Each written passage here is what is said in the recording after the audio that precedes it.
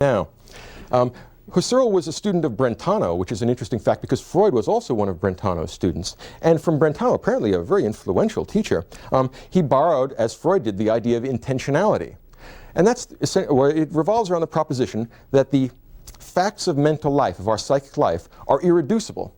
In other words, we can't talk about love and hate and hope and guilt and lust in terms of chemicals.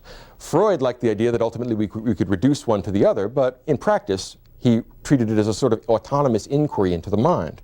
Well, something analogous is happening when we look at Husserl. He believes that the facts of mental life are irreducible and they're real. And not only are they irreducible and real, but they come first. In other words, what Husserl wants to do is like the project of Descartes.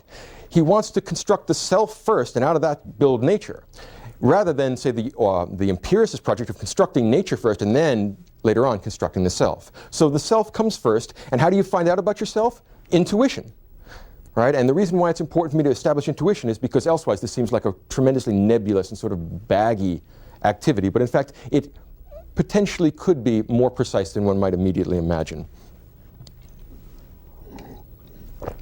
Now, what's the problem Husserl wants to solve?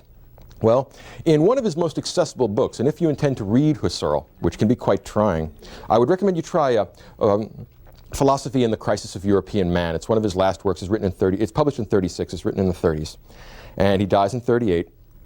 And the reason why that's a good introduction to Husserl is because it's easier to figure out what Husserl is against than it is to figure out what Husserl is for.